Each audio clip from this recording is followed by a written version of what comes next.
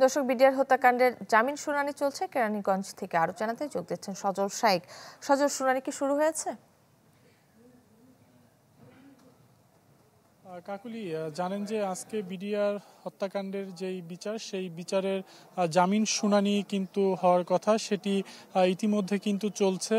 সকাল 10:30 নাগাদ এখানে সাক্ষ্য গ্রহণ শুরু হয়েছে। বিডিআর জওয়ানরা কিন্তু আমরা যেটি দেখতে পেয়েছি যে সকাল 9:30টার পর থেকেই কিন্তু তারা কেরানীগঞ্জ এবং কাশিমপুর কারাগার থেকে কিন্তু তারা এখানে এসেছে এবং তখন কিন্তু বেশ কঠোর একটি নিরাপত্তা ব্যবস্থার মধ্য দিয়েই কিন্তু তাদেরকে এই অস্থায়ী আদালতে আনা হয়। কেরানীগঞ্জ জেলখানার পাশেই যে একটি বিশেষ আদালত করা হয়েছে।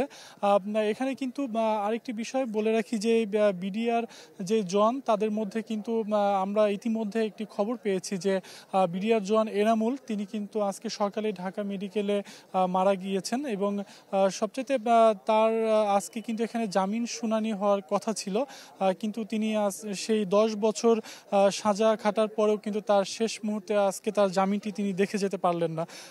তবে এখন পর্যন্ত কিন্তু সাক্ষ্য গ্রহণ চলছে। বিভিন্ন যেই সেনা বিডিআর কর্মকর্তারা ছিল, তারা কিন্তু সাক্ষ্য গ্রহণ দিচ্ছে এবং তারা সেই সময়ের যেই ঘটনা কি হয়েছিল সেটি তারা বর্ণনা দিচ্ছে না বিচারকের সামনে। তবে বলা যায় যে এই সাক্ষ্য গ্রহণ এবং জামিন শুনানিকে কেন্দ্র করে এখানে কিন্তু একটি বিশেষ নিরাপত্তা ব্যবস্থা গ্রহণ করা হয়েছে এবং শেষ পর্যন্ত কতজন আবেদন করেছে সেই বিষয়টি আমরা এখনো জানি না, সেটি আমরা পরে আবার জানিয়ে দেওয়া হবে। কাকলি। সজল, আপনাকে ধন্যবাদ। দর্শক, বিডিআর হত্যাকাণ্ডের জামিন শুনানি চলছে। কেরানীগঞ্জ থেকে বিস্তারিত জানাচ্ছিলেন সহকর্মী সজল শাইক। ঢালাইয়ের সেরা প্রিমিয়ার সিমেন্ট।